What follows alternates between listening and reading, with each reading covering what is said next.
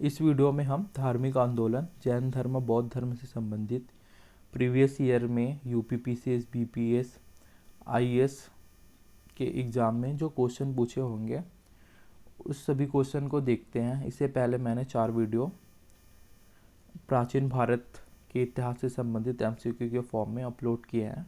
उसका मैं description box में लिंक दे दूंगा, आप वहां से जाकर उनको देख सकते हो। फिर इसका स्टार्ट करते हैं क्वेश्चन को। पहला क्वेश्चन है, 6ठी शताब्दी ईस्वी पूर्व में मत्स्य महाजनपद स्थित था। तो यह जो स्थित था राजस्थान में स्थित था। सेकंड है, महावीर स्वामी का जन्म कहाँ हुआ था? इनका जन्म हुआ था कुंडग्राम में हुआ था।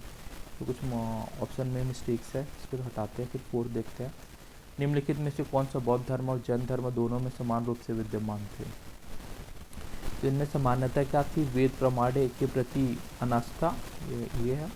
कर्म कांडों की फलवत्ता का निषेध, और है प्राणियों की हिंसा का निषेध, अहिंसा। नीचे के कोड में समझते हुए पूर्ण है। फिर है महावीर जैन की मृत्यु निम्नलिखित में से किस नगर में हुई थी? ये जो हुई थी पावापुरी में हुई थी। फिर निम्नलिखित कथनों पर विचार कीजिए। जैन मतावलंबी मानते थे कि महावीर के 23 पूर्ववर्ती थे। पार्श्वनाथ 23वें तीर्थकर थे। ये दोनों जो है सही है।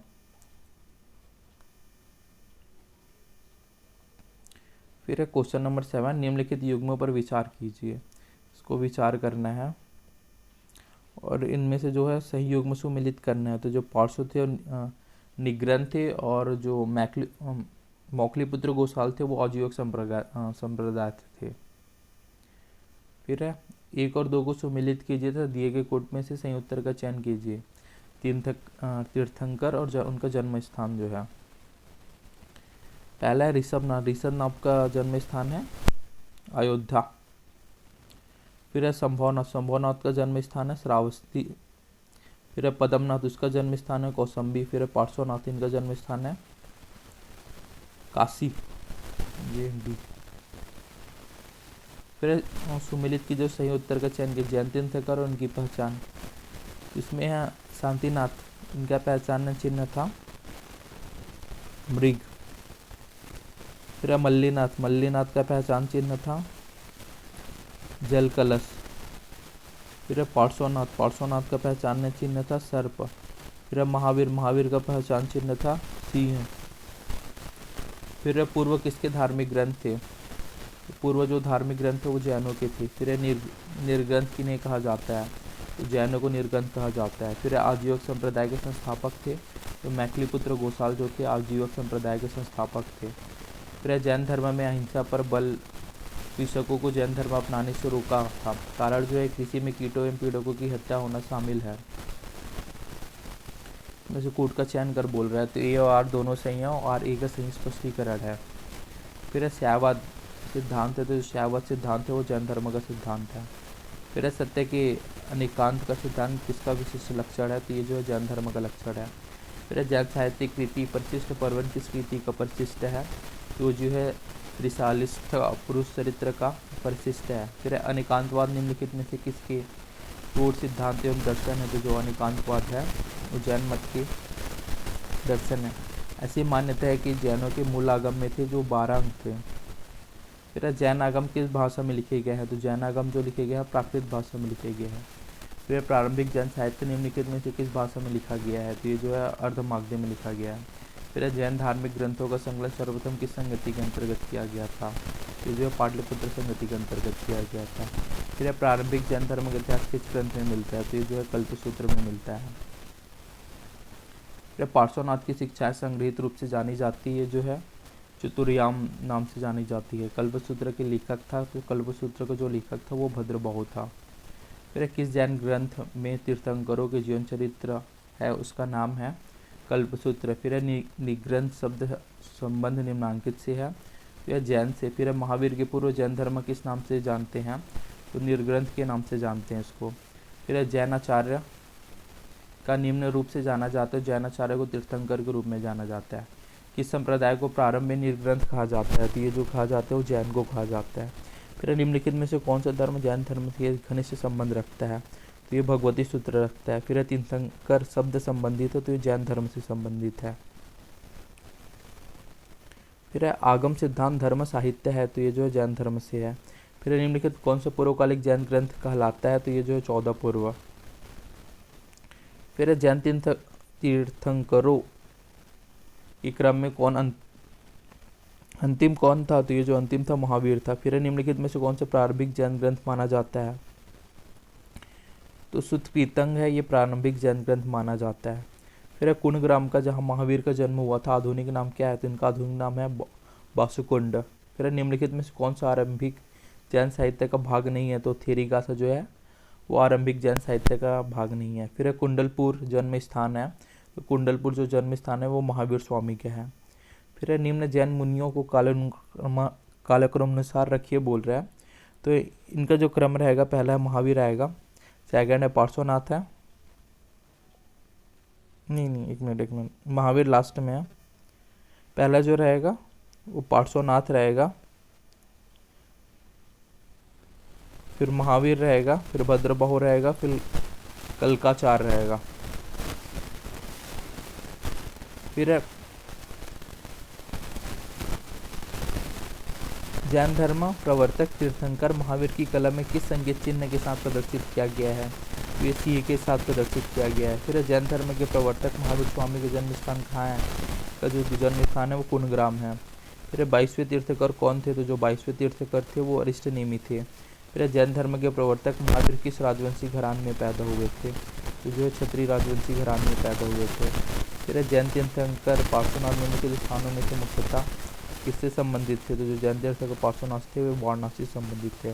फिर निम्नलिखित में से कौन से स्थल पार्श्वनाथ से संबंध होने के कारण जैन सिद्ध क्षेत्र माना जाता है? तो यह जो है सम्मेद शिखर जो है वो जैन सिद्ध क्षेत्र माना जाता है। फिर जैन धर्म के संस्थापक हैं, तो इनके संस्थापक हैं वो ऋषभदेव हैं। फिर 23वें जैन तीर्थंकर किससे संबंधित थे? तो ये जो है वाराणसी से संबंधित है। फिर निम्नलिखित में से कौन एक जैन तीर्थंकर नहीं था? तो ये नाथमुनि जो था जैन तीर्थंकर नहीं था। फिर जैन धर्म के प्रथम तीर्थंकर कौन थे? तो ये जो है ऋषभदेव थे। फिर जैन परंपरा के अनुसार 22वें तीर्थंकर नेमिनाथ किससे संबंधित थे? तो ये कृष्ण से संबंधित थे। फिर श्वेतांबर परंपरा के अनुसार निम्नलिखित तीर्थंकरों में कौन सी महिला तीर्थंकर थी? तो ये जो है मल्लीनाथ थी। फिर अणुव्रत सिद्धांत का प्रतिपादन किया था, तो ये जैन धर्म ने किया था।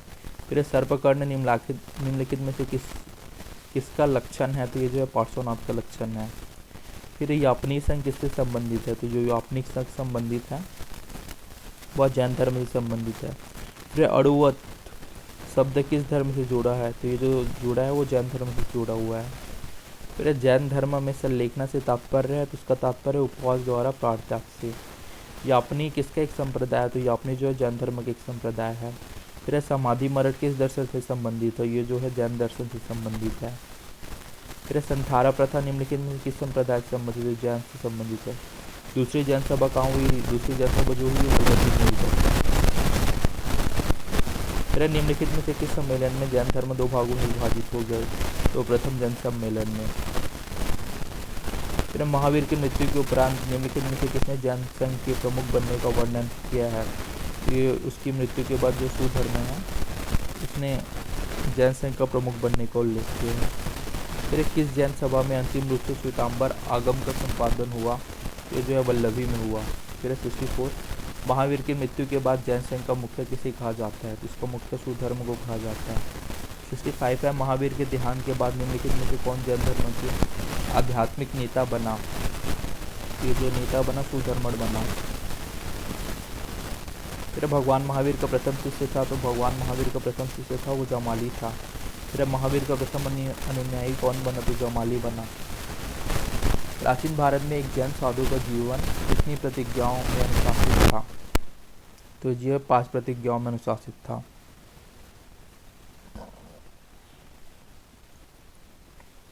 फिर 69 जैन धर्म के अनुसार सृष्टि की रचना एवं पालन पोषण सार्वभौमिक विधान से हुआ है। फिर 70 जैन धर्म का निम्नांकित से निकट का सामना है, तो इसमें निकट का सामना वो सांख्य से है। फिर प्राचीन जैन धर्म के संबंध में निम्नलिखित कथनों में से कौन सा एक सही है? तो इसमें से जो सही कथन है वह है प्रथम शतक ईस्वी पूर्व में जैन धर्म को कलिंग के राजा खारवेल का समर्थन मिला। फिर जैन धर्म के बारे में एक सही है, तो जैन धर्म के बारे में सही है महावीर ने वर्ण व्यवस्था की निंदा नहीं की। फिर 74 त्रिरत्न सिद्धांत, सम्यक धारण, सम्यक चरित्र, सम्यक ज्ञान किस धर्म की महिमा है? वह जो है जैन धर्म की महिमा है। ठीक है। प्रभासगिरी जिनका तीर्थ स्थल है वे है जैन धर्म से संबंधित है। फिर जैन धर्म का आधारभूत बिंदु है तो ये जो है अहिंसा है। निम्न में से कौन सा जैन धर्म में त्रिरत्न में शामिल नहीं था? तो ये जो है मुक्ति त्रिरत्न में शामिल नहीं था। तो 78 है, जैनों के अनुसार निम्नलिखित में से कौन सा एक बहुत देशव्यापी अस्थिकाय द्रव्य अपवाद है? तो ये जो है काल है। फिर कुचक्र एक संप्रदाय था, तो ये जो संप्रदाय था जैन धर्म का था। जी और जीर्णोदय किसने कहा था? ये महावीर स्वामी ने कहा था। फिर जैन धर्म में कर्म परमाणुओं के पूर्ण विनाश को सुनिश्चित करने वाली अवस्था को कहा जाता है। यह अवस्था को कहा जाता है निग्रह। फिर जैन समुदाय में प्रथम विभाजन के समय पीताम्बर समुदाय के संस्थापक थे स्थूलभद्र थे। फिर निम्नलिखित में से कौन जैन धर्म का संरक्षक नहीं था? तो कनिष्क जो है जैन धर्म का संरक्षक नहीं था। फिर श्रवणबेलगोला स्थित है, तो जो स्थित है कर्नाटक में स्थित है। फिर निम्नलिखित में से कौन सा धर्म इस विनाशकारी प्रलय की अवधारणा में विश्वास नहीं करता है? तो जो है जैन धर्म में विश्वास नहीं करता है। फिर महावीर के अनुसार मानव जीवन के वास्तविक उद्देश्य से मुक्ति प्राप्त करने को इस प्रकार कहा गया है, तो इसमें जो है कैवलव्य कहा गया है।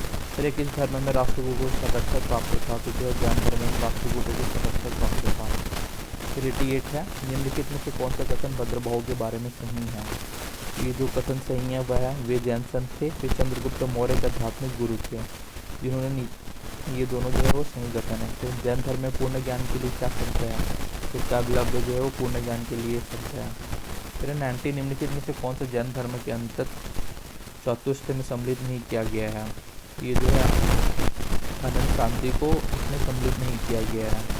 91 है, निम्नलिखित राजाओं में कौन जैन धर्म का संरक्षक था? तो खारवेल जो है जैन धर्म का संरक्षक था। फिर ईसा पूर्व 6वीं शताब्दी और 4वीं शताब्दी ईस्वी के बीच अवधर्मी संप्रदाय के संबंध में निम्नलिखित में से कौन सा कथन सही है? जो सही है उसको देखते हैं। 1 पार्सो द्वारा फाटनॉफ जो है द्वारा ईसा पूर्व 6वीं शताब्दी में जैन रीता के फल की प्रचारक हो गया था। ये सेकंड है, यद्यपि बौद्ध धर्म और एक लघु सीमा तक जैन धर्म ने भौतिक जीवन में परिवर्तन को ध्यान में रखते हुए रूढ़िवादिता के खिलाफ प्रतिक्रिया की, किंतु इनमें से किसी ने भी जाति प्रथा को समाप्त करने का प्रयास नहीं किया। ये भी सही है। और 4 जो है, बुद्ध ने यह समझा कि एक मठवासी भी एक मठवासी की तरह आध्यात्मिक मुक्ति पा सकता है। उन्होंने भिक्षुक वर्ग में उन्हें एक बराबरी का दर्जा प्रदान किया। नीचे देखो में से उत्तर का चयन कीजिए। तो 1 to 4 है वो सही उत्तर है। नहीं 1 मिनट, 1 to 3 जो है ये गलत है। 73 ये दोनों सही था। महावीर की प्रथम महिला शिष्य एक बंदी गुलाम महिला बताई जाती है। ये तीनों जो है सही है। 4 जो है वो गलत है। फिर निम्नलिखित में से किसने जैन धर्म को मैसूर से निकाल दिया था? तो जो है शंकराचार्य ने जैन धर्म को मैसूर से निकाल दिया था। फिर बोधिसत्व पदम पाड़ी का चित्र सर्वाधिक चित्रकारी में भारत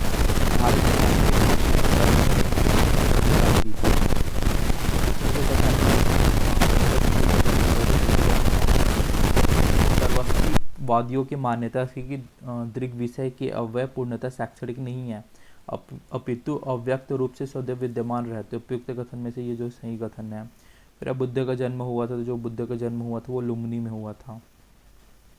फिर निम्नलिखित राज्यों में से किसका संबंध बुद्ध के जीवन से था? तो जो बुद्ध के जीवन से संबंध था वो था कौशल और मगध। 3 और 4। फिर लुम्बिनी गौतम बुद्ध का जन्म स्थान था। इसका समर्थन किसके अभिलेख से होता है? तो अशोक के अभिलेख से होता है। फिर गौतम बुद्ध की माँ किस वंश से संबंधित थी? तो ये जो है कोली वंश से संबंधित थी। फिर बुद्ध की मृत्यु जहाँ हुई थी वह स्थान अब कहाँ है? तो वह स्थान जो है अब है उत्तर प्रदेश में है। फिर निम्नलिखित में से कौन सा प्राचीन नगर गौतम बुद्ध के जीवन से नहीं जोड़ा है? तो यह पाटलिपुत्र नहीं जोड़ा है। फिर निम्न में से कौन सा नाम बुद्ध का दूसरा नाम है? तो इनमें से कोई नहीं है ये जो नाम है वो। फिर महात्मा बुद्ध का महापरिनिर्वाण किसके गणतंत्र में हुआ था? तो ये जो मल्लों के गणतंत्र में हुआ था। फिर अलार कलाम कौन थे? तो जो अलार कलाम थे वो बुद्ध के अध्यापक थे, गुरुजी थे गौतम बुद्ध के। फिर बुद्ध के जीवन की किस घटना को महाभिनिष्क्रमण के रूप में जाना जाता है? तो उनका जो गृह त्याग है उसके महाभिनिष्क्रमण के नाम से जाना जाता है। फिर निम्नलिखित में से कौन सा बुद्ध के जीवन से संबंधित नहीं था? तो उनके जीवन से जो संबंधित नहीं था वह गोसाल जो है मौखलीपुत्र गोसाल जो थे उनके जीवन से संबंधित नहीं थे। बाकी कंसक, अलार कलाम और चन्ना जो है उनके बुद्ध के जीवन से संबंधित थे। फिर है निम्नलिखित में से कौन सा कथन सही है? प्रारंभिक बौद्ध साहित्य प्रायः धर्मसूत्री पाठ में रचित था। फिर बौद्ध शाखाएं अपने धर्मसूत्री साहित्य का वर्गीकरण केवल पिटक के रूप में करती है। तो इसमें जो है सही चुनिए तो बोल रहा है 1 और 2 दोनों सही नहीं है। फिर बुद्ध ने सिर्फ आदि को उपदेश दिए थे, श्रावस्ती में दिए थे। इसके बाद जो है निम्नलिखित में से कौन से एक कथन सही है? तो जो सही है वह बुद्ध के विस्तारित उपदेश हैं। फिर मृगदाव सारनाथ में बुद्ध द्वारा दिया गया प्रथम उपदेश निम्न में से किस नाम से जाना जाता है? तो यह धर्मचक्र प्रवर्तन के नाम से जाना जाता है। फिर सारनाथ में अपना प्रथम प्रवचन किसने दिया था? तो इसने दिया था वो महात्मा बुद्ध ने दिया था। फिर भारतीय कला में बुद्ध के जीवन के चित्र करने का चित्र वृक्ष ही चक्र द्वारा हुआ है। तो ये जो है प्रथम उपदेश हुआ है। बुद्ध के उपदेश किससे संबंधित हैं? तो ये जो है आचरण की शुद्धता एवं पवित्रता से संबंधित है। फिर गौतम बुद्ध द्वारा अपने धर्म में दीक्षित किया जाने वाला अंतिम व्यक्ति निम्नलिखित में से कौन सा? तो ये था सुभद्र। फिर बुद्ध ने अपना अंतिम उपदेश निम्नलिखित में से किस शिष्य को दिया? तो ये जो दिया था सुभद्र को दिया था। फिर बोध गया में महात्मा बुद्ध ने 2 वन बाजारों का उपदेश देकर अपना उपासक बना लिया था। निम्नलिखित में से वो 2 वन बाजारे कौन थे? तो ये जो थे मल्लिक और तपसु थे। फिर बोधि प्राप्त करने के पूर्व ज्ञान की खोज में सिद्धार्थ गौतम किन आचार्यों के पास गए थे? तो जो आचार्यों के पास गए थे वो अलार कलाम थे और उद्रक रामपुत्र के पास गए थे। फिर गौतम बुद्ध का प्रथम प्रवचन कहाँ हुआ था? तो ये जो हुआ था वो सारनाथ में हुआ था। फिर धर्मचक्र प्रवर्तन किया गया था। तो जो धर्मचक्र प्रवर्तन किया गया था तंसी सारनाथ में किया गया था। फिर 120 गौतम बुद्ध ने अपने मृत्यु उपरांत बौद्ध संघ के नेतृत्व के लिए निम्न में से किसे नामित किया? तो ये जो उपयुक्त में से कोई नहीं था। प्रथम शताब्दी पूर्व किस भारतीय बौद्ध भिक्षुक को चीन भेजा गया था? तो यह जो भेजा गया था नागार्जुन को भेजा गया था। फिर बौद्ध संघ में भिक्षुड़ी के रूप में स्त्रियों के प्रवेश की अनुमति बुद्ध द्वारा दी गई थी। तो यह थी वैशाली में दी गई थी। फिर बौद्ध मत में पति मुख्य से क्या अभिप्राय है? तो इसका अभिप्राय है संघ के नियम। फिर बुद्ध ने किसकी इच्छा को ध्यान में रखकर स्त्रियों को संघ में प्रवेश की अनुमति दी? तो प्रजापति गौतमी की इच्छा को रखकर स्त्रियों को संघ में प्रवेश की अनुमति दी। फिर गौतम बुद्ध द्वारा भिक्षुड़ी संघ की स्थापना कहाँ की गई है? इनकी स्थापना की गई है वैशाली में। फिर बौद्ध संघ में स्त्रियों के प्रवेश की अनुमति बुद्ध द्वारा कहाँ पर दी गई थी? तो यह जो वैशाली में दी गई थी। फिर बौद्ध संघ में प्रवेश पाने वाली पहली स्त्री कौन थी? तो ये जो थी गौतमी प्रजापति थी। फिर अब भारत के धार्मिक इतिहास के संदर्भ में निम्नलिखित कथनों पर विचार कीजिए और इसमें जो है सही कथन बताना है। तो सही कथन क्या है? बोधिसत्व अपने प्रबोध के मार्ग पर बढ़ता हुआ करुणामय है। फिर अब बोधिसत्व समस्त सचेतन प्राणियों को उनके प्रबोध के मार्ग पर चलने में सहायता करने के लिए स्वयं की निर्माण प्राप्ति विलंबित करता है। फिर निम्नलिखित में से कौन सा बुद्ध के जीवन काल से ही संघ का प्रमुख होना चाहता था? तो ये जो है देवदत्त है। फिर हम महायान बौद्ध धर्म में बोधिसत्व और लिखितेश्वर और को किस अन्य नाम से जानते हैं? तो इनको अन्य नाम से जानते हैं वो तो पदमपाड़ी। फिर निम्नलिखित में से कौन सा एक बौद्ध मत में निर्वाण की अवधारणा का सर्वश्रेष्ठ व्याख्या करता है? तो ये जो व्याख्या करता है तृष्णा रूपी अग्नि का समन। फिर क्वेश्चन है बौद्ध दर्शन के अनुसार विचार कीजिए। कथन 1 है पुनर्जन्म नहीं होता था, कारण है आत्मा की सत्ता नहीं है। तो ये जो है एक गलत है, पुनर्जन्म नहीं होता है गलत है, और आत्मा की सत्ता नहीं है ये जो है सही है। फिर बौद्ध धर्म के विस्तार के कारणों में सम्मिलित थे। तो जो बौद्ध धर्म के विस्तार के कारण में सम्मिलित थे वो ऑप्शन सी जो है 1 2 3 4। धर्म की सादगी, दलितों के लिए विशेष अपील, धर्म में मिशनरी भावना और स्थानीय भाषा का प्रयोग था। फिर संसार अस्थिर है और क्षणिक है का निम्न में से किससे संबंध यह है? जो बौद्ध धर्म से संबंधित है। फिर 135 है भगवान बुद्ध ने निम्नलिखित 4 आर्य सत्यों का प्रतिपादन किया, नीचे दिए कोड का प्रयोग कर उन्हें सही क्रम में रखिए। पहला, जीवन में दुख ही दुख है। फिर पहला है दुख है, फिर जीवन में दुख का कारण क्या है पूछ रहा है। फिर दुख का कारण निरोध है और दुख निरोध का मार्ग है, ये है इसका क्रम जो है ADBC। फिर बौद्ध दर्शन में कल्याण मित्र क्या है? तो बौद्ध दर्शन में जो कल्याण मित्र है वो अष्टांगिक मार्ग है। फिर गौतम बुद्ध के बारे में निम्न में से क्या सत्य है? तो जो गौतम बुद्ध के बारे में सत्य है वे कर्म में विश्वास करते थे, आत्मा शरीर में परिवर्तन मानते थे और निर्वाण प्राप्ति में विश्वास करते थे। फिर अष्टांगिक मार्ग की संकल्पना अंक है, तो ये जो अंक है धर्मचक्र प्रवर्तन सूत्र की विषय वस्तु का। फिर अष्टांगिक मार्ग का प्रतिपादन किया था, ये जो प्रतिपादन किया था बुद्ध ने किया था।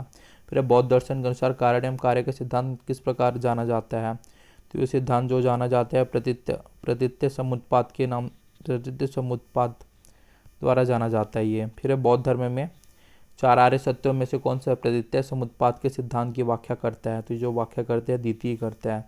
संग निम्न का पवित्र स्थान है, ये जो है बौद्ध का पवित्र स्थान है। निम्नलिखित में से कौन सा ग्रंथ, कौन सा विचार बौद्ध धर्म से संबंधित नहीं है, यह जो है पितृ विचार बौद्ध धर्म से संबंधित नहीं है। फिर 144 है बौद्ध धर्म में कौन सा कथन सही है, जिसमें सही कथन है उसने वर्ण एवं जाति को स्वीकार नहीं किया, ब्राह्मण वर्ग की सर्वोच्च सामान्य कोटि को चुनौती दी, उसने कुछ शिल्पों को निम्न माना, 1 2 3 है वो सही है। फिर बौद्ध धर्म में सर्वोच्च लक्ष्य है, तो निर्वाण जो है सर्वोच्च लक्ष्य है। निम्नलिखित में से कौन सा दीर्घ निकाय पर एक टीका है, तो ये सुमंगल विलासनी है, वो बौद्ध संघ पर एक टीका है। फिर 147 प्राचीन भारत के अष्टसाहधिका प्रज्ञापरिता साहित्य का मुख्य विषय वस्तु क्या है, तो इनका मुख्य विषय वस्तु है बोधिसत्व द्वारा विकसित आध्यात्मिक सिद्धांत। फिर त्रिपिटक निम्नलिखित में से किससे संबंधित है, जो त्रिपिटक संबंधित है वो बौद्धों से संबंधित है। फिर बुद्ध की शिक्षाएं मिलती है, तो जो बुद्ध की शिक्षाएं मिलती है वो है त्रिपिटक में। फिर बौद्धियान धर्म में कितने पीटक हैं, तो इनमें जो पीटक हैं वह है 3 पीटक हैं। फिर त्रिपिटक क्या है, जो त्रिपिटक जो है बुद्ध के उपदेशों का संग्रह है। फिर बुद्धकालीन अभिलेख किस भाषा में लिखे गए हैं, तो इसमें अभिलेख है जो पाली भाषा में लिखे गए हैं। फिर बौद्ध साहित्य निम्न शीर्षक से जाना जाता है, तो बौद्ध साहित्य जो है त्रिपिटक शीर्षक से जाना जाता है। फिर निम्नलिखित में से कौन सी बौद्ध रचना नहीं है, तो यावन जातक है वो बौद्ध रचना नहीं है। फिर निम्नलिखित में से कौन सा बौद्ध धर्म में संघ जीवन के नियम प्राप्त होते हैं, तो यह विनय पिटक में प्राप्त होते हैं। फिर निम्नलिखित में से कौन सा बौद्ध साहित्य में महात्मा बुद्ध के नैतिक सिद्धांत से संबंधित प्रवचन संकलित हैं, तो सुत्त पिटक में संकलित हैं। फिर 157 निम्नलिखित बौद्ध ग्रंथों में से किसमें प्राचीन लिपियों की सूची प्राप्त होती है, तो जो सूची प्राप्त होती है वो ललित विस्तार में प्राप्त होती है। फिर निकाय किससे संबंधित हो, निकाय संबंधित है बौद्ध धर्म से संबंधित है। फिर बौद्ध संघ के नियम मूलतः किस पुस्तक में दिए गए हैं, तो इसमें जो दिए गए हैं विनय पिटक में दिए गए हैं। फिर बौद्ध ग्रंथ मिलिंद पन्हो किस हिंद यवन शासक पर प्रकाश डालता है, तो यह मिनांडर पर प्रकाश डालता है। फिर मिलिंद पन्हो है, तो मिलिंद पन्हो जो है पाली ग्रंथ है। फिर मिलिंद पन्हो के राजा मिलिंद तथा एक बौद्ध भिक्षु के मध्य संवाद रूप में है, यह भिक्षु थे, तो यह जो भिक्षु था वह था नागसेन। फिर मिलिंद पन्हो राजा मिलिंद और किस बौद्ध भिक्षु के मध्य संवाद के रूप में है, तो यह जो है नागसेन के मध्य संवाद के रूप में है। प्रथम बौद्ध संगति कहाँ संपन्न हुई थी, तो जो प्रथम बौद्ध संगति संपन्न हुई थी वो राजगृह में हुई थी। फिर प्रथम बौद्ध समिति का आयोजन हुआ था, तो प्रथम बौद्ध समिति का जो आयोजन हुआ था वह है अजातशत्रु के शासनकाल में हुआ था। फिर निम्न में से किस शासक ने द्वितीय सभा का आयोजन किया था, जो है कालाशोक ने द्वितीय सभा का आयोजन किया था। फिर बुद्ध की मृत्यु के पश्चात बौद्ध संगति की अध्यक्षता की थी, इसकी मृत्यु के बाद महाकश्यप द्वारा इसकी अध्यक्षता की गई थी। फिर तृतीय बौद्ध संगति की अध्यक्षता किसने की थी, तो तृतीय बौद्ध संगति की अध्यक्षता की थी वह मोगली पुत्र तिस्य ने की थी। फिर निम्नलिखित 4 स्थलों पर हुई बौद्ध संगतियों का सही कालानुक्रम क्या है, तो इसका क्रम जो है वह पहला है राजगृह, सेकंड है कुंडलवन, पहला राजगृह, सेकंड है वैशाली है, और थर्ड है पाटलिपुत्र है, और फोर्थ है जो कुंडलवन कश्मीर था उसमें था। फिर तृतीय बौद्ध सभा किस स्थान पर बुलाई गई थी, तृतीय बौद्ध सभा जो है पाटलिपुत्र में बुलाई गई थी। द्वितीय बौद्ध समिति का आयोजन कहाँ हुआ था, तो इसका आयोजन हुआ था वैशाली में हुआ था। कश्मीर में कनिष्क के शासनकाल में जो बौद्ध संगति आयोजित हुई थी उसकी अध्यक्षता निम्नलिखित में से किसने की थी, उसकी अध्यक्षता की थी वसुमित्र ने। फिर चतुर्थ बौद्ध परिषद निम्नलिखित में से किसके संरक्षण में संपन्न हुई थी, तो यह जो हुई थी वो कनिष्क के संरक्षण में संपन्न हुई थी। फिर तृतीय बौद्ध संगति किसके काल में हुई, तो ये जो काल में हुई थी कनिष्क के काल में हुई थी। नहीं, तृतीय बौद्ध संगति जो है पाटलिपुत्र पटना में हुई थी उस टाइम, अशोक के काल में हुई थी पाटलिपुत्र पटना में तृतीय बौद्ध संगति थी। जो चतुर्थ हुई थी वो कनिष्क के काल में हुई थी। सेकंड जो था वो अजातशत्रु के काल में हुई थी। सेकंड अजातशत्रु नहीं, फर्स्ट जो है अजातशत्रु, सेकंड जो है कालाशोक, थर्ड है अशोक और फोर्थ जो है कनिष्क के काल में हुई थी। इसका क्रम है ये इसमें मिलाने को दे रहा है, यहाँ क्लियर हो जाएगी। जो प्रथम संगति हुई थी वो अजातशत्रु के काल में हुई थी, द्वितीय संगति हुई थी वो कालाशोक में, और तृतीय जो हुई थी वो अशोक के काल में हुई थी। इसमें जो तृतीय बौद्ध संगति हुई थी वो अशोक के काल में हुई थी, और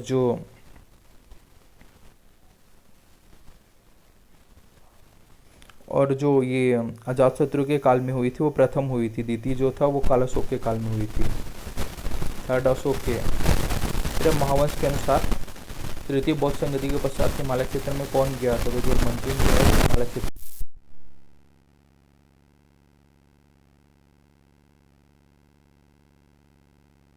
गुफा स्थित है, तो यह जो है राजगृह में स्थित है।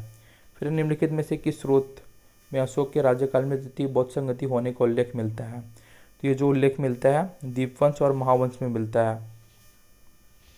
फिर महायान बौद्ध मत के दो दार्शनिक शाखाएं हैं, निम्नलिखित में से किसका महायान बौद्ध मत से संबंध है? तो यह माध्यमिका और योगाचार का संबंध है।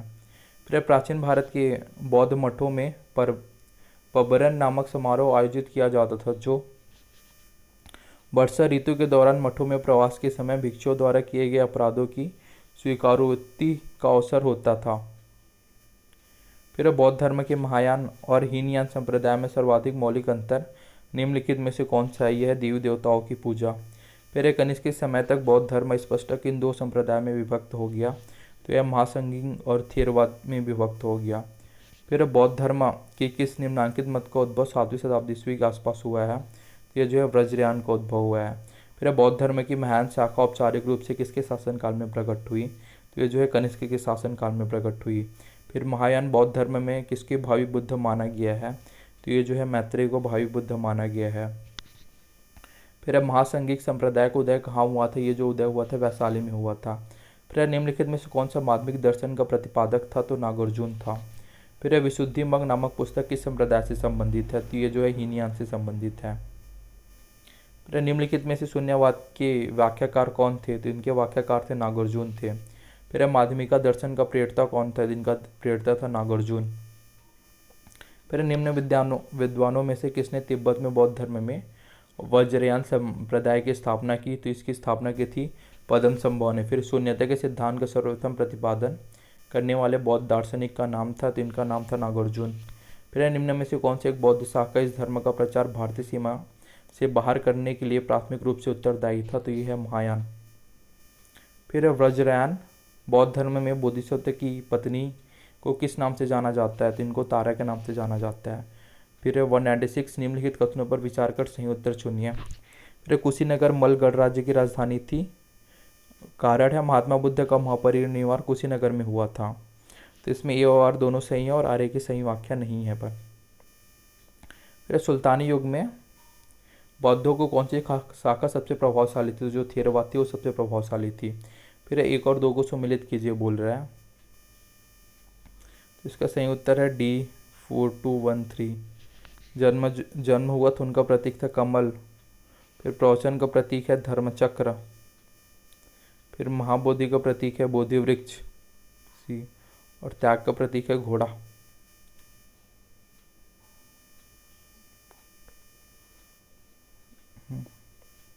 फिर बौद्ध धर्म की शाखा में अनात्म सिद्धांत एवं पुद्गल को मान्यता दी गई है, फिर सर्वास्तिक में दी गई है। फिर निम्नलिखित युग्मों में से कौन सा सही सुमेलित नहीं है? तो जो सही सुमेलित है वो साकेत थे, कपिलवस्तु थे, कोली रामाग्राम के थे, मल्ल थे वो कुशीनगर थे। जो कलाम जो है अलकाप लिखा है ये सही सुमेलित नहीं है। फिर घटनाओं के साथ इनको संबंधित करना है। तो जन्म हुआ था वो लुम्बिनी में हुआ था बुद्ध का। फिर जो ज्ञान प्राप्ति हुई थी वो बोध गया में हुई थी। फिर प्रथम प्रवचन जो दिया था वो सारनाथ में किया था, और निधन जो है वो कुशीनगर में हुई थी। फिर निम्नलिखित वक्तव्यों पर विचार कीजिए। बुद्ध पुनर्जन्म के सिद्धांत में विश्वास नहीं करते। फिर कारण है बुद्ध के नित्य आत्मा में अस्तित्व संबंधी विचार को अस्वीकार कर दिया था। नीचे दिए गए में से सही उत्तर का चयन कीजिए। तो जो सही उत्तर है बुद्ध पुनर्जन्म को विश्वास नहीं करती, ये गलत है। और जो है कारण नित्य आत्मा में अस्तित्व संबंधी विचार को अस्वीकार कर दिया, ये जो है सही है। फिर निम्नलिखित वक्तव्यों पर विचार कीजिए और सही उत्तर का चयन कीजिए। फिर सर्वाधिक वर्षा वास्तव में गौतम बुद्ध श्रावस्ती में रहे। श्रावस्ती के राजा प्रसेनजीत गौतम बुद्ध के आयु के थे। इसमें जो कुट है वह ऑप्शन बी, ए और बी दोनों सही है और आर्य की सही व्याख्या नहीं है पर। फिर है निम्नलिखित में से कौन सी बात बौद्ध धर्म तथा जैन धर्म में समान नहीं है? तो आत्मदमन है वो समान नहीं है, बाकी अहिंसा, वेदों के प्रति उदासीनता और रीति रिवाज को अस्वीकृति जो है वो समान है। फिर भगवान बुद्ध के जन्म एवं मृत्यु की तिथियों के निर्धारण में किस परंपरा का अधिक महत्व है? तो इसमें जो परंपरा का महत्व है वो सिहेली परंपरा, महावंश और दीपवंश का अत्यधिक महत्व है। फिर बौद्ध धर्म तथा जैन धर्म में कौन सी समानता नहीं है? तो इसमें जो समानता है वो अहिंसा है, स्त्रियों को संघ में प्रवेश से संबंधित है, वैश्य वर्ग का समर्थन ये समानता है, कठोर तप में विश्वास जो है ये समान नहीं है। फिर है प्राचीन भारतीय इतिहास के संदर्भ में निम्नलिखित में से कौन सा बौद्ध धर्म और जैन धर्म दोनों में समान रूप से विद्यमान था? तो इसमें जो विद्यमान था तप और भोग को की अति का परिहार और कर्मकांडों की फलवत्ता का निषेध निम्नलिखित जो है वो विद्यमान था समान रूप से, जो दोनों धर्म में विद्यमान था। ये जो 2 और 3 तप और परिहार का प्रतिषेध ये नहीं था। जैन धर्म में थोड़ा ज़्यादा तप को महत्व दिया जाता था और बौद्ध धर्म में जो तप एवं परिहार था वो थोड़ा कम था। तो इसमें जो सही है वो है वेद प्रमाणे के प्रति अनास्था, वेद प्रमाणे के प्रति अनास्था और है कर्मकांडों की फलवत्ता का निषेध। ये दोनों था, ये दोनों रूप में विद्यमान था, लेकिन तप और भोग जो था का अति का परिहार था तो जैन धर्म में कुछ ज़्यादा था और बौद्ध धर्म में थोड़ा कम था। फिर देखते हैं 208, बौद्ध तथा जैन दोनों ही धर्म विश्वास करते थे कि कर्म तथा पुनर्जन्म के सिद्धांत सही हैं, इसकी विश्वास करते थे। फिर है 209, उत्तर प्रदेश में बौद्ध एवं जैनियों दोनों का प्रसिद्ध तीर्थ स्थलीय ये है कौशाम्बी। फिर भारत के पहले जिस मानव प्रतिमाओं को पूजा गया था वह थी बुद्ध की। फिर निम्नलिखित में से किसमें पुनर्जन्म का विश्वास स्वीकृत है? तो जो हिंदू, बौद्ध और जैन धर्म में पुनर्जन्म का विश्वास स्वीकृत है। फिर अफगानिस्तान का बमियान प्रसिद्ध था, तो ये जो प्रसिद्ध है बुद्ध प्रतिमा के लिए प्रसिद्ध था। फिर भगवान बुद्ध की प्रतिमा कभी कभी एक हस्त मुद्रा युक्त दिखाई गई है, जिसे भूमि स्पर्श मुद्रा कहा जाता है। यह किसका प्रतीक है? तो यह जो प्रतीक है वो बाहर के प्रलोभनों के बावजूद अपनी सुचिता और शुद्धता का साक्षी होने के लिए बुद्ध का धरती का आह्वान, ये जो है इसका प्रतीक है। फिर निम्नलिखित स्थलों में कहाँ मनुष्य रूप में बुद्ध के प्रथम अंकन का मूर्ति साक्ष्य प्राप्त हुआ है? तो ये प्राप्त हुआ मथुरा में। फिर देश में निम्न में से किसने मूर्ति पूजा की नींव रखी थी? तो यह बौद्ध धर्म में नींव रखी थी। फिर भूमि स्पर्श मुद्रा की सारनाथ बुद्ध प्रतिमा संबंधित है, यह जो गुप्त काल से है। फिर बुद्ध की खड़ी प्रतिमा निम्न में से किस काल में बनाई गई? तो ये जो है कुषाण काल में बनाई गई। फिर गौतम बुद्ध को देवता का स्थान किस राजा के युग में प्राप्त हुआ? तो ये जो है कनिष्क के काल में प्राप्त हुआ। फिर स्तूप एवं चैत्य निर्माण के निर्देश तथा इनमें स्थापित करने के लिए बुद्ध के अवशेष को लेकर विवाद का विवरण सर्वप्रथम मिलता है, तो इनका विवरण मिलता है महापरिनिब्बाण सूत्र में। फिर भारत की कला एवं संस्कृति के इतिहास के संबंध में निम्नलिखित युग्मों पर विचार कीजिए। विख्यात मूर्ति शिल्प स्थल, तो विख्यात जो मूर्ति शिल्प स्थल है प्रथम है बुद्ध के महापरिनिर्वाण, अजंता की एक भव्य प्रतिमा जिसमें ऊपर की ओर अनेकों देवी संगीतज्ञ तथा नीचे की ओर उनके दुखी अनुयायी दर्शाए गए हैं। फिर थर्ड है, इसमें जो सही है वो विशाल गुलस्मों पर उत्कीर्ण जो है अर्जुन की तपस्या है, मामल्लपुरम गंगा अवतरण। उपयुक्त में से ये जो ऑप्शन सी है 1 और 3 जो है वो सही सुमेलित है। फिर बौद्ध, भारत में बौद्ध इतिहास, परंपरा और संस्कृति के संबंध में निम्नलिखित युग्मों पर विचार कीजिए। विख्यात तीर्थ स्थल अवस्थान जो है, तो इसमें जो सही सुमेलित है पूछ रहे तो सही सुमेलित है टाबो मठ और मंदिर संकुल जो है स्पीति घाटी है। फिर अलची मंदिर संकुल जो है लद्दाख है, ये दोनों जो है वो सही सुमेलित है। फिर निम्नांकित कथनों पर विचार कीजिए एवं चैत्य तथा विहार में क्या अंतर है, इसे चुनिए। तो इसमें जो है चैत्य पूजा स्थल होता था जबकि विहार जो है वो निवास स्थान होता है।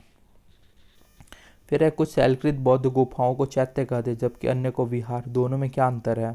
जो चैत्य जो है पूजा स्थल है जबकि विहार जो है भिक्षुओं का निवास स्थान है। फिर है विक्रमशिला विहार का संस्थापक कौन था? तो विक्रमशिला विहार का संस्थापक था वो धर्मपाल था। फिर है निम्नलिखित मदों में से किनका अभिप्राय विभिन्न धर्मावलंबी साधुओं का आश्रमों से है? तो इसमें जो है विहार, मठ और बसादी है, इसका अभिप्राय है। फिर है विश्व में सबसे ऊंचा कहे जाने वाला विश्व शांति स्तूप बिहार में कहाँ है? तो ये जो बिहार में है राजगृह में है।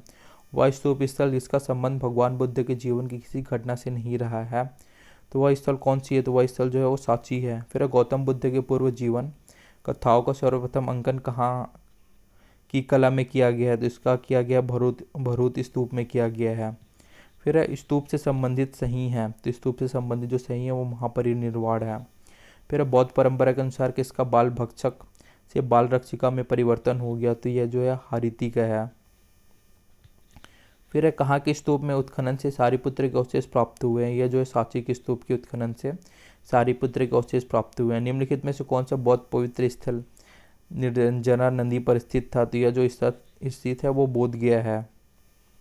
फिर शाहजी की ढेरों की स्तूप में प्राप्त पुरावशेष धातु मंजूषा में से किसके साथ बुद्ध की आसनस्थ आकृतियां हैं? तो यह ब्रह्मा और इंद्र के साथ। फिर निम्नलिखित में से किस स्थान की यात्रा बुद्ध ने नहीं की थी? तो ये जो है उज्जैनी की यात्रा नहीं की थी। फिर निम्नलिखित में से किसे एशिया का ज्योतिपुंज के तौर पर जाना जाता है? यह गौतम बुद्ध को। फिर गौतम बुद्ध के समय में प्रसिद्ध वैद्य जीवक किसके दरबार से संबंधित था? तो ये जो है बिंबिसार के दरबार से संबंधित था। निम्नलिखित समकालीन राजाओं में गौतम बुद्ध के समान आयु कौन था? तो ये जो है प्रसेनजीत था। फिर बुद्ध कौशाम्बी किसके राज्यकाल में आए थे? तो ये जो है उदयन के राज्यकाल में आए थे। फिर किस उत्खनन ने कपिल वस्तु के समीकरण का साक्ष्य प्रस्तुत किया? तो यह पिपरहवा। फिर बोध गया में बौद्ध वृक्ष अपने वंश की किस पीढ़ी का है? तो यह जो है पंचम पीढ़ी का है। फिर परंपरा के अनुसार कश्यप मातंग ने यहाँ बौद्ध धर्म शुरू किया, तो ये जो शुरू किया था वो चीन में किया था। फिर 6ठी शताब्दी ईस्वी पूर्व में बौद्ध धर्म में निम्न में से किसके विरुद्ध प्रतिक्रिया थी? तो ये जो प्रतिक्रिया थी वो ब्राह्मणवादी रीति रिवाज के विरुद्ध थी। फिर बोध गया में महाबोधि मंदिर बनाया गया है जहाँ जो है गौतम बुद्ध को ज्ञान प्राप्त हुआ था। फिर यूनानी कुषाण शकों में से किसमें हिंदू धर्म के स्थान पर बौद्ध धर्म को अपनाया? क्योंकि जाति प्रथा से अभिभूत हिंदू धर्म की ओर वे आकर्षित नहीं हुए। फिर जातक से संबंधित वर्णन सही है, तो इससे संबंधित वर्णन सही है बुद्ध के पूर्व जन्म की कथा। फिर निम्नलिखित में से किस राज परिवार में महिलाएं बौद्ध धर्म को प्रश्रय देती थी जबकि पुरुष प्राय वैदिक धर्म का पालन करते थे? ये इक्ष्वाकु। फिर कनक मुनि कौन थे? ये बौद्ध मुनि थे। फिर भारतीय बौद्ध भिक्षु बोधि धर्म 6ठी शताब्दी ईस्वी जिसने चीन की यात्रा की किस सिद्धांत का कट्टर अनुयायी था? तो यह सर्वास्तिवाद का कट्टर अनुयायी था। निम्नलिखित में से बौद्ध जातकों पे किसका वर्णन अत्यधिक धनी व्यापारी के रूप में किया गया है? इसमें जो है सार्थवाह का वर्णन अत्यधिक धनी व्यापारी के रूप में किया गया है। फिर नालंदा विश्वविद्यालय किसके लिए विश्व प्रसिद्ध है? यह जो है बौद्ध धर्म दर्शन के लिए विश्व प्रसिद्ध है। फिर तिब्बत में बौद्ध धर्म में सुधार में महत्वपूर्ण भूमिका निभाने वाले उपाध्याय अतीश विहार किस विहार के प्रसिद्ध विद्वान थे? तो जो अतीश विहार थे उसके प्रसिद्ध विद्वान थे वो विक्रमशिला के थे। फिर बौद्ध मत के महायान और हीनयान प्रकारों के बीच महत्वपूर्ण अंतर निम्नलिखित में से किस में स्थित है? तो यह है महायान में पुण्य का अन्यारोपण हो सकता है जबकि हीनयान में कोई व्यक्ति दूसरे व्यक्ति का मात्र उदाहरण और सलाह से ही मदद करता है। फिर कुटगारशाला जिसका शाब्दिक अर्थ नुकीली छत वाली झोपड़ी है क्या होती है? तो यह जो है एक स्थान जहाँ बौद्ध भिक्षुओं के बीच बौद्धिक वाद विवाद होता है। फिर अर्धनारीश्वर मूर्ति में आधा शिव तथा आधा पार्वती प्रतीक है देव और उसकी शक्ति का योग का। फिर बौद्ध संघ मठावासियों का एक संगठन है, यह जो है जो धम्म के शिक्षक बने उनका संगठन है। बुद्ध के महापरिनिर्वाण की तिथि लगभग थी, तो ये जो थी 483 ईस्वी पूर्व थी। फिर बुद्ध द्वारा रूपांतरित निम्न व्यक्तियों में से कौन सा अंतिम था? तो जो अंतिम व्यक्ति था वो सुबत था। फिर बौद्ध धर्म में त्रिरत्न क्या इंगित करता है? तो त्रिरत्न इंगित करता है बुद्ध धम्म संघ को। फिर निम्नलिखित कथनों पर विचार कीजिए। बौद्ध धर्म अंधता उन्हीं कर्मकांडों एवं धार्मिक अनुष्ठानों को का वशीभूत हो जाता है जिनकी प्रारंभ में निंदा करता था। ये कथन है और कारण या ब्राह्मण धर्म की बुराइयों का शिकार हो गया। ये दोनों सही है और आर्य के सही स्पष्टीकरण करता है। फिर इसमें सुमेलित करना है। तो पहला आदिनाथ जो है वृषभ का प्रतीक था, मल्लीनाथ जो है वो जल कलश का प्रतीक था, पार्श्वनाथ जो है वो सर्प का प्रतीक था, और संभवनाथ जो है वो अश्व का प्रतीक था। फिर है यमक बुद्ध पीतक से संबंधित है, ये जो संबंधित है अभिधम पीटक से संबंधित है। फिर निम्नलिखित में से किस देवता को कला में हल दिए गया प्रदर्शित किया गया है? तो ये जो प्रदर्शित किया गया है ये बलराम को प्रदर्शित किया गया है, जो हल धारण की वो प्रदर्शित किया गया है वह है। फिर निम्नांकित में से कौन सा प्रस्थान त्रयी में सम्मिलित नहीं है? तो भागवत जो है वो प्रस्थान त्रयी में सम्मिलित नहीं है। फिर देवकी पुत्र कृष्ण का प्राचीनतम उल्लेख कहाँ मिलता है? इनका उल्लेख मिलता है छंदोग्य उपनिषद में। फिर रामायण के किस कांड में राम और हनुमान की पहली भेंट का वर्णन है? ये जो है किष्किंधा कांड में है। फिर भागवत धर्म के प्रवर्तक कृष्ण के गुरु थे, ये जो है घोर अंगिरस थे। फिर भागवत धर्म के प्रवर्तक थे तो कृष्ण इनके प्रवर्तक थे। फिर भागवत संप्रदाय में भक्ति के रूपे की संख्या थी, तो ये जो थी 9 थी। फिर वासुदेव कृष्ण की पूजा सर्वप्रथम किसने प्रारंभ की? तो भागवतों ने। फिर निम्नलिखित में से कौन सा मोक्ष के साधन के रूप में ज्ञान कर्म तथा भक्ति को समान महत्व देता है? यह जो देता है वो भागवत गीता देता है। फिर तुम्हारा अधिकार कर्म पर है, फल की प्राप्ति पर नहीं, यह निम्न में से किस ग्रंथ में कहा गया है? तो ये जो कहा गया है वो गीता में कहा गया है। फिर विष्णु के किस अवतार को समुद्र से पृथ्वी का उद्धार करते हुए अंकित किया जाता है? तो यह जो है वाराह अवतार को अंकित किया जाता है। फिर कला में विष्णु के निम्नलिखित किस अवतार को समुद्र से पृथ्वी का उद्धार करते हुए अंकित किया गया है? तो यह वराह अवतार को है। फिर अभिलेख जो प्राचीन राजस्थान में भागवत संप्रदाय के प्रभाव की पुष्टि करता है, तो ये जो है गोसिंडी अभिलेख जो है। फिर भागवत संप्रदाय के विकास में किसका योगदान अत्यधिक था? तो ये जो गुप्त का योगदान अत्यधिक था। फिर किस संत ने अद्वैतवाद का प्रतिपादन किया? तो जो है शंकराचार्य ने अद्वैतवाद का प्रतिपादन किया। फिर निम्नलिखित में से कौन सा एक सही कालानुक्रम है? जिसमें शंकराचार्य, उसके बाद रामानुज आया, फिर लास्ट में चैतन्य आया। फिर वृष्णि वंश के 5 वीरों का उल्लेख निम्न में से किस अभिलेख में हुआ है? तो ये जो है मोराभिलेख में हुआ है। फिर कौन सा अभिलेख भागवत अनुयायियों में विष्णु वीरस की पूजा का उल्लेख करता है? तो यह मोराकूप अभिलेख उल्लेख करता है। फिर होलियोडोरस के बेसनगर अभिलेख में निम्नांकित का उल्लेख है? तो केवल वासुदेव का उल्लेख है। फिर भागवत धर्म का ज्ञात सर्वप्रथम अभिलेखी साक्ष्य है बेसनगर का गरुड़ स्तंभ है। फिर बेसनगर स्तंभ के अभिलेख निम्नांकित में से किसे भागवत धर्म का कहा गया है? इसमें हेलियोडोरस को कहा गया है। फिर भागवत धर्म से संबंधित प्राचीन अभिलेखी साक्ष्य मिलता है, तो इसका जो अभिलेखी साक्ष्य मिलता है वो हेलियोडोरस का बेसनगर अभिलेख में मिलता है। फिर बेसनगर में हेलियोडोरस ने जो स्तंभ स्थापित किया वह किससे संबंधित है? वह विष्णु से संबंधित है। फिर निम्नांकित में से किसके लिए वर्णन है कि उसने विदिशा में वासुदेव के सम्मान में गरुड़ स्तंभ स्थापित किया? तो यह हेलियोडोरस की में है। फिर आदि शंकराचार्य द्वारा स्थापित 4 मठ कहाँ स्थित हैं? यह जोशी मठ, द्वारका, पुरी और सिंगेरी मठ।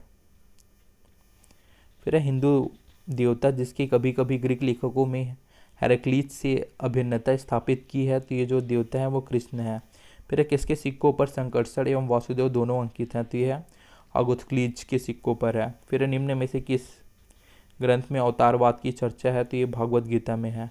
फिर निम्नलिखित में से कौन सा वैष्णव धर्म में सनक संप्रदाय का आचार्य था? तो यह जो है निम्बकाचार्य था। फिर निम्नलिखित में से कौन सा विश्व दैववाद से संबंधित था? तो रामानुज संबंधित था। फिर निम्नलिखित में से कौन सा एक श्री अलवार संत थे? तो जो अलवार संत थे वो अंडाल थे। फिर निम्नलिखित में से कौन सा अलवार संत थे? तो अलवार संत जो थे वो कुलशेखर थे इनमें। फिर निम्नलिखित में से कौन सी 6ठी शताब्दी ईस्वी पूर्व में आजीवक धर्म संप्रदाय का गुरु था? तो जो आजीवक धर्म संप्रदाय का गुरु था वो मैथिलीपुत्र गोसाल था। फिर 297 है। निम्नलिखित में से कौन से एक अलवार संत है? तो कुलशेखर अलवार संत है। फिर आजीवक धर्म संप्रदाय के धर्मगुरु का नाम था, तो इनके धर्मगुरु का नाम था मैथिलीपुत्र गोसाल। फिर निम्नलिखित में से किसने प्रतिपादन किया कि भाग्य से ही सब कुछ निर्धारित करता है, मनुष्य असमर्थ होता है? यह जो है आजीवकों ने किया है। फिर पाली आगम के अनुसार निम्नलिखित में से किसका यह मत था कि मृत्यु के पश्चात सब कुछ नष्ट हो जाते, तो कुछ कर्म का कुछ फल ही नहीं हो सकता? ये जो है अजित की स्कम्बलीन है। फिर आजीवक संप्रदाय के संस्थापक कौन थे? इसके संस्थापक थे मैथिलीपुत्र गोसाल। फिर पाशुपत संप्रदाय के प्रवर्तक लकुलिस कहाँ पैदा हुआ? ये जो पैदा हुआ था गुजरात में हुआ था। निम्नलिखित में से कौन सा प्राचीन भारत में शैव संप्रदाय था? जिसमें प्राचीन भारत में जो शैव संप्रदाय था वह है मतमयूर। निम्नलिखित में से कौन शैव संप्रदाय के सबसे पहले अभ्युदित हुआ? तो ये जो अभ्युदित हुआ था वो पाशुपत हुआ था। फिर शैव धर्म के इतिहास में कायावरोहण का क्या महत्व है? तो इसका महत्व है यह लौक्लिस का जन्म स्थान था। फिर लौक्लिस किस मत के प्रवर्तक माने जाती है? जो है पशुमत मत के प्रवर्तक माने जाते हैं। फिर पाशुमत संप्रदाय का संस्थापक कौन था? तो इनका संस्थापक तो लौक्लिस था। फिर किस राजवंश की मुद्राओं में शिव को मानव रूप में दर्शाया गया है? तो ये जो है कुषाण वंश की मुद्राओं में शिव को मानव रूप में दर्शाया गया है। फिर नायनार कौन थे? जो नायनार जो थे वो शैव मतानुयायी थे। फिर कौन सा वीर शैव धर्म के व्याख्याता थे? तो जो बसव थे वो वीर शैव धर्म के व्याख्याता थे। फिर 311 है, कौन से वीर शैव संप्रदाय के संस्थापक के रूप में ख्यात है? तो ये जो है बसव है। फिर निम्न में से कौन से एक सुमेलित नहीं है पूछ रहा है? तो धर्म और प्रतिपादक सुमेलित के है नहीं है। वो शुद्ध दैतवाद के प्रवर्तक जो रामानुज है ये सुमेलित नहीं है, बाकी सब सुमेलित हैं। फिर निम्नलिखित में से कौन सा शैव संप्रदाय है? तो इसमें जो शैव संप्रदाय है वो ऑप्शन सी पाशुपत, जंगम और जो कपालिक है ये शैव संप्रदाय है। ये हो गया धार्मिक आंदोलन से संबंधित महत्वपूर्ण प्रश्न। अब नेक्स्ट वीडियो में हम मौर्य वंश से संबंधित जो महत्वपूर्ण एमसीक्यू पूछे गए हैं पीसीएस यूपीएससी के एग्जाम में उसको देखेंगे।